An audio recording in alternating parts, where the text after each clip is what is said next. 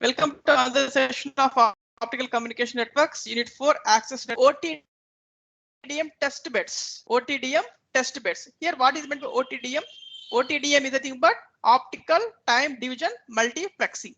Here, the term shows multiplex, nothing but we have to use in a network. We are using multiplexers and demultiplexers we have to use, and we have to apply time division multiplexing. In previous sections, we have to use the topic of OTDM.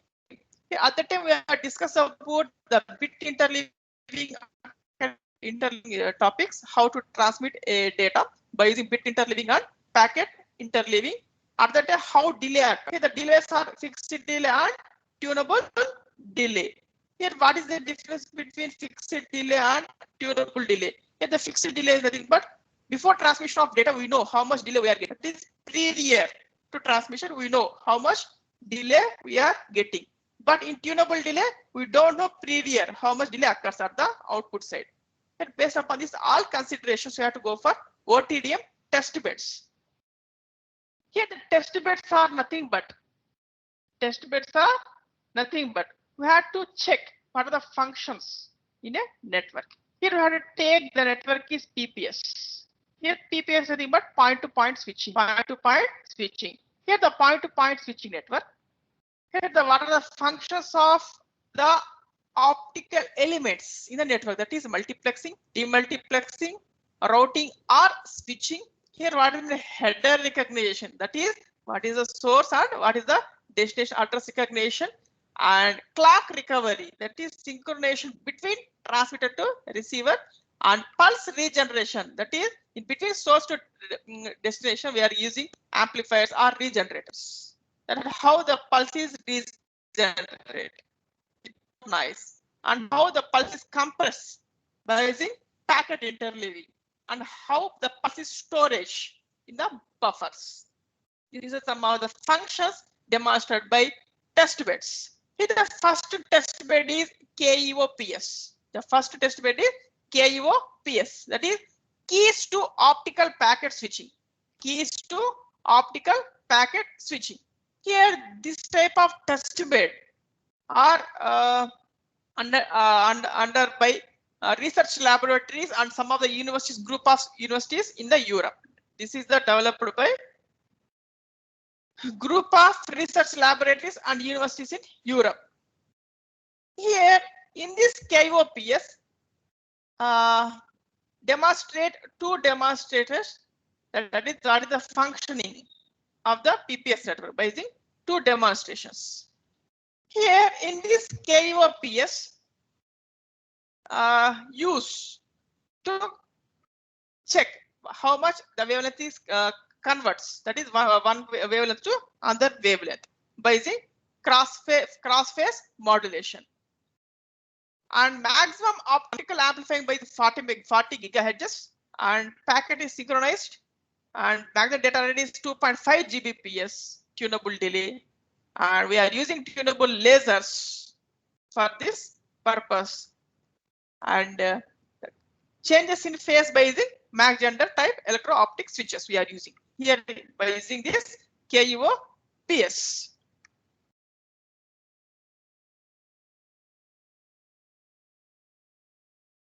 The demonstrator 1 of the KEOPS.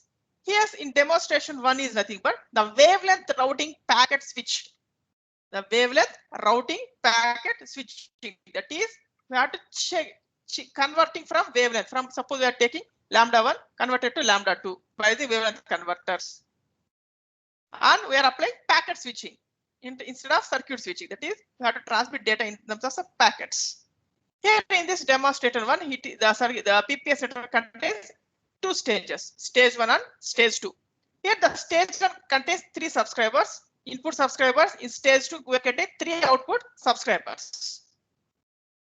Here we have to go for the stage 1, 3 subscribers. The first subscriber working with lambda 1, the second subscriber with transmitting data by wavelength of lambda 2, the third subscriber transmitting data by lambda 3.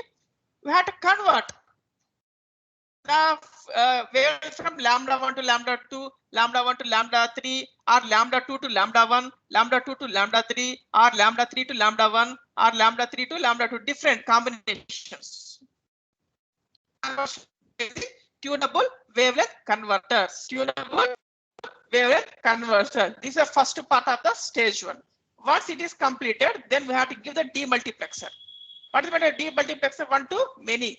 Here we have to take 1 to 4 demultiplexers. Why we have to take 1 to 4? Nothing but the input subscribers are 3, but we have to go for delay. We have to apply tunable delay for 4 sections. That is the output of this demultiplexer. The first output is 0 delay. The second output is 3 times of delay. The third output is 2 times of delay. Next, the fourth output is 3 times of delay. That is, we are getting 4 types of delays for the same input. For the same input of the demultiplexer, we have to change the 4 different types of delays. Similarly, all these 4 outputs are connected to 3 delay muxes. Right. The output of the delay mux is connected to the first step of the second stage is, but again we will go for TWC. Again, you have to convert from one wavelength to another wavelength. Then again given to demux. Again, all our outputs are connected to another mux. Finally, we are going for output 1, 2, 3. That is, this is a method to connect a cross connect. We have to connect from input 1 to output 2, input 2 to output 1. Likewise, we have to go for cross connection can be takes place. Here, the transmission of data by the packet switching. Packet switching. Here, each input packet is scheduled with minimum possible delay is D. We have to assume that small d is the delay. Here, what are the conditions we have to take place? The first one, no other packet is scheduled in the same time slot to the same output port. No other packet is scheduled in the same time slot to the same output port. That is, input 1, input 2 not connected at a time to output 2. Either 1 to 2 connect or 2 to 2 connect. Not possible to connect at a time 2 inputs to 1 output in the same time slot.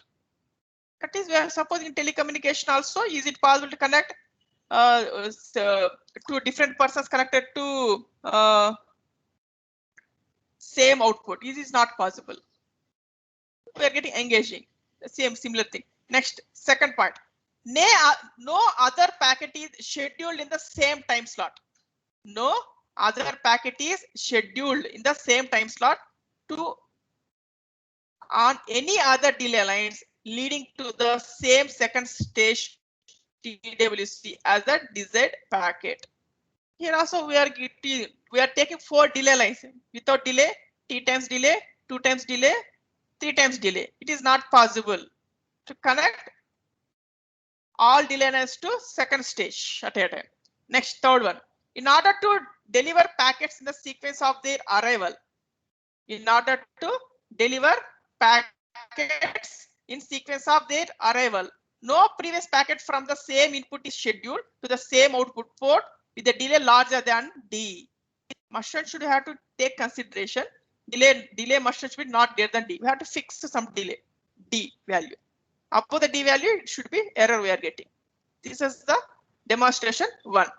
Next, see this one, demonstration 2 is nothing but the broadcast and select packet switching used in KEOPS. Here also we are using packet switching, but we are taking broadcast and select. That you have to broadcast all the data from transmitters and select a particular wavelength. Here, see this one. The first stage we are using 1 to n subscribers. 1 to n subscribers. We have to convert from a wavelength from 1 to, that is 1 wavelength to another wavelength by the wavelength converter. Then all wavelengths are connected to multiplexer. The output of the multiplexer is single output. Now we have to transmit through optical fiber cable with delays, 0 delay, T times delay, 2 times delay, likewise BT, capital BT delays. Then transmits to many number of subscribers. Suppose 1 to n subscribers, we have to go for 1 to n switches are required. These are the switches. Next, all switches outputs are connected to DMUX. The output of DMUX is the same input, whatever input first is transmitted with zero delay, we have to convert. So after conversion, we have to take lambda 1 to lambda n. Again, switches go for multiplex. Finally, we have to connect. Here, these are the different types of networks we have to connect in a PPS network. Second one, the second test bed is NTT. NTT nothing but Nippon Telephony and Telegraphy. NTT optical ATM switches. Here nothing but NTT Nippon Telephone Telegraph is by Japan structure, especially this type of structure which is used in ATM switches, that is asynchronous transfer mode switches. Here this NTT type is a frontier network. A frontier architecture. See this one. What is a frontier architecture? Already we are discussed RTI net and frontier net. Here, see this one. The structure of this NTT optical ATM switches is nothing but we are giving n to 1 to n subscribers. We have to convert the wavelength by the TWC, that is tunable wavelength converter, and given to n port AWG. What do you mean AWG? Array waveguide. Array waveguide. Next, which are given to the n number of networks. That is, suppose I go for what is the network here. Once you have to take input from one, it goes for based upon the arrayed waveguide gratings. Arrayed waveguide gratings. What is the use of grating? Splitting. In general, what is the function of this waveguide gratings? Nothing but splitting. Once the split, we have to apply delays. This is zero delay, one time delay, likewise number of delays. And go for switch combination. After delay, we have to combine together by the time division multiplexing and transmit. At the receiving section, we have to go for demuxing. Again, we have to split from lambda 1 to lambda n switches and muxing. Finally, we're getting output. Nothing but for number of inputs are connected to single output. That is 1 to n signals are broadcast through this network. We have to select particular person. We have to go for like this combination. This is about NTT optical ATM switch. Next one, the third test bed is BT Labs. BT Labs test beds. Here, this BT Lab test beds is nothing but British Telecom Laboratories. British Telecom Laboratories. Here, the BT Labs test beds are especially used for multiplexing and demultiplexing functioning. Multiplexing and demultiplexing functioning for high-speed signals in the optical fibers. And the type of topology which is used in BT Labs test beds are bus topology. At that time, this is called a synchro LAN. The name is called the synchro LAN. The maximum bit rate, operating bit rate, is 2.5 Gbps. For each channel, input of the multiplexer is 2.5 Gbps, but the final we are getting 40 Gbps maximum. Here we are used for clock signal for synchronization purpose. And here it is called as a 1x2 switch. That is one input, two outputs, and recognition by header recognition. Next one is Princeton University test bed. Princeton University test bed. Here the name just shows this is test bed developed by Princeton University. The Princeton University having a lightwave communication laboratory. The Princeton University having lightwave communication laboratory. Yet the goal of this Princeton University test bed is to transmit a speed of 100 Gbps by using single routing node. Single routing node, that is, we are using the single routing node. What is the function of single routing node? We have to check by using this type of test bed, and maximum transmitting bitrate is 100 Gbps. Next one is AON. All optical network. AON test bed. This is developed by AT&T, Bell Laboratories, and especially this is about used in this type of equipment we are using. And presently, this type of technology developed in the research by Massachusetts Institute of Technology. Here the type of multiplexing which we are using in this AON is TDM, and network type is LAN or MAN network. network we are using, and the type of interleaving is packet interleaving, and maximum speed is 100 Gbps. Here in this AON network, here not only for general service, here the bandwidth on demand also available. Here see this one, AON, all optical network, transmitting and receiving side. Here in transmitting side, we have to transmit a signal by using GW transmit or BOD transmit. Here what is meant by GBW and what is meant by BOD transmit. Here the GBW nothing but guaranteed bandwidth, that is the maximum bandwidth is, suppose we have to go for 40 megahertz. This is fixed. Suppose we require for more than 40 megahertz, and that we have to go for bandwidth on demand. That is, these two services also available. That is fixed bandwidth. Second one is on demand bandwidth available for transmission for both sides. Here show this one. See this one. This is a transmitting section. This is the receiving section. This is two-way communication. Two-way communication. Here the optical lines between these two nodes are a helical path. Helical path. That's why it is called the helical LAN also. Helical LAN also. Next one is chord test bed.